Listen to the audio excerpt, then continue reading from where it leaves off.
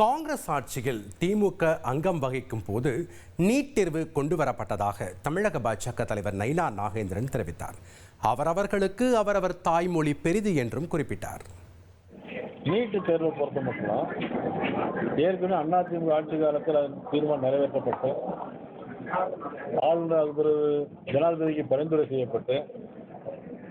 செய்யப்பட்டு அங்க ஜனாதிபதிக்கு போய் அங்கிருந்து நிராகரிக்கப்பட்டது. ஒரு நடக்காத விஷயத்தை, நடைபெற முடியாத விஷயத்தை திருப்பியும் அரசியல் ஆதாயத்துக்காக முதலமைச்சர் நாங்கள் நீட்டு தேர்வை கொண்டு வருவோம் அப்படின்னு தேர்தலில் சொன்னாங்க. தேர்தலில் சொல்லும் போது நீட்டு தேர்வு வராதுன்னு எல்லாருக்குமே தெரியும். திமுக கொண்டு வந்தது தான் அந்த நீட்டு தேர்வு. காங்கிரஸ் ஆட்சியில் இருக்கும்போது திமுக அங்கம் வைக்கும் போது கொண்டு வந்தது தான் அந்த நீட்டு தேர்வு. இப்போது வேண்டாம் அப்படின்னு சொல்லி ஒரு தீர்மானத்தை போகாத ஊருக்கு முதலமைச்சர் வழி சொல்லிட்டு இருக்கிறார். ஒன்று, முன்னாள் முதலமைச்சர் மதிப்புக்குரிய கலைஞர் அவர்கள் ஆளுநருக்கு தான் அதிகாரம் வேணும்னு கேட்டாங்க. அப்படி ஒரு தீர்மானத்தை சட்டமன்றத்திலே கொண்டு வந்தாங்க.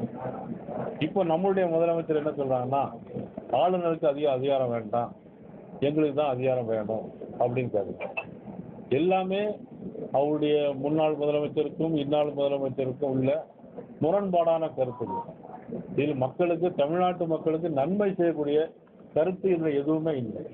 மத்திய அரசு போய் நிதி வாங்கணும், மக்களுக்கு நன்மை செய்யணும் அப்படின்னு சொல்லி எந்த ஒரு காரியத்தையும் முதலமைச்சர் ஈடுபடுறாங்கன்னா இல்லை. கேட்டால் ஏதாவது ஒரு பிரச்சனையை சொல்றாங்க, மொழியை வச்சு அரசியல் பண்றாங்க.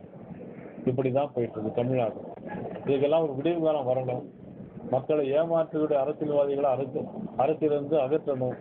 நல்லவர்கள் ஆட்சிக்கு வரணும். அதாவது அவரவர்களுக்கு அவருடைய தாய்மொழி புரியும். இதில் அவர்கள் பேசிய தவறு, இவர்கள் பேசிய தவறு என்பதில் நான் எதுவும் கருத்து சொல்ல மாட்டேன். அவரவர்களுக்கு அவர்களுக்கு என்னை பொறுத்தவரை என்னுடைய தாய்மொழி எனக்கு தெரியும். என்னை பொறுத்தவரை மாநிலங்களுக்கு ஒற்றுமை வரணுங்கிறதுல 100க்கு 100%. ஏன்னா நாங்கள் அகில இந்திய கட்சி. எல்லா மாநிலம் ஒன்றா இருக்கணும், எல்லா மொழியும் ஒன்றா இருக்கணும். நமது நாடு, நமது மொழி, நமது தேசம் உள்ள உணர்வு எல்லாருக்கும் வேணும். அவ்வளோதான். திமுக ஆட்சி 4 ஆண்டுகள் ஆகிவிட்டது இல்லையா? 4 வருஷம் ஆகிட்டா இல்லையா? 4 வருஷம். எத்தனையோ பாலியல் வழக்கு.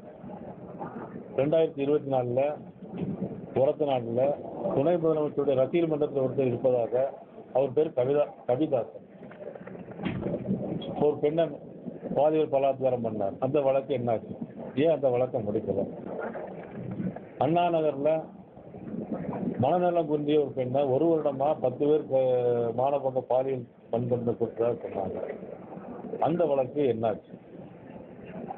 அதே மாதிரி 10 வயது சிறுமி பாலியல் பலாத்காரம் பண்ண போய் அந்த பெற்றோர்கள் மனு கொடுக்க போன அந்த பெற்றோர்கள் மீதே புகார் சொன்ன போலீஸ், அந்த வழக்கு என்னாச்சு? இது என்னாச்சுன்னு நாங்கள் அண்ணாச்சிட்ட தான் கேட்குறோம். பதில் தான் இல்லை. இதுக்கு மட்டும் ஏன் அவசரம்? ஞானசேகரன் தீர்ப்பு விவகாரத்தில் அண்ணாமலை முன்வைத்த குற்றச்சாட்டுக்கு அமைச்சர் மா சுப்பிரமணியன் பதிலளித்துள்ளார். ஞானசேகரன் கோட்டூர் காவல் நிலையத்திலிருந்து வெளியே வந்த பிறகு நைட்டு 8:30 மணிக்கு மேலே 24ஆம் தேதி இரவு தமிழகத்தினுடைய சுகாதாரத்துறை அமைச்சர் அண்ணன் மா சுப்பிரமணியம் அவர்களும் கோட்டூர் சண்முகமும் பேசுறாங்க. இது கோட்டூர் சண்முகத்தினுடைய சிடிஆரை பார்த்தீங்கன்னா, ஞானசேகரன் வெளியே வந்ததுக்கு அப்புறம் கோட்டூர் சண்முகத்தினுடைய பிஹேவியரல் பேட்டர்ன் மா சுப்பிரமணியத்தை கூப்பிடுறார். 8:30 மணிக்கு பேசுறாங்க. 8:32 மணிக்கு மா சுப்பிரமணியம் கோட்டூர் சண்முகம் மறுபடியும் பேசுறாங்க. இது எல்லாம் நம்ம நல்லா புரிஞ்சுக்கணும். எதற்காக, யாரை காப்பாத்துறதுக்காக இவ்வளவு பதட்டம்? பொதுவாக இன்னைக்கு அண்ணாமலை சொல்லியிருக்கிறத நானும் கூட பார்த்தேன். அவர் என் பேரில் என்ன சொல்லியிருக்கிறாருன்னா, சண்முகங்கிற வட்ட செயலாளர் எனக்கு ஃபோன் பண்ணாருன்னு சொல்றாரு. இது ஒரு குற்றச்சாட்டா? என் கையில் 83 வட்ட செயலாளர்கள் இருக்கிறார். நான் ஒரு மாவட்ட செயலாளர். என் தலைமையில் இருக்கிற நிர்வாகத்தில் 82 வட்ட செயலாளர் இருக்காங்க. ஒவ்வொருத்தரும் ஒரு நாளைக்கு எனக்கு 10 பேர் 15 பேர் ஃபோன் பண்ணுவாங்க. அவர் இத்தனாம் தேதி இத்தனை மணிக்கு வட்ட செயலாளர் மா சுப்பிரமணியனுக்கு ஃபோன் பண்ணார், எனவே மா சுப்பிரமணியனை விசாரிக்கணும்னு சொல்கிறார். இது என்ன குற்றச்சாட்டுன்னு எனக்கும் தெரியல, அவருக்கு தெரியுமான்னு தெரியல. செய்திகளை உடனுக்குடன் தெரிந்து கொள்ள உடனே சப்ஸ்கிரைப் பண்ணுங்க.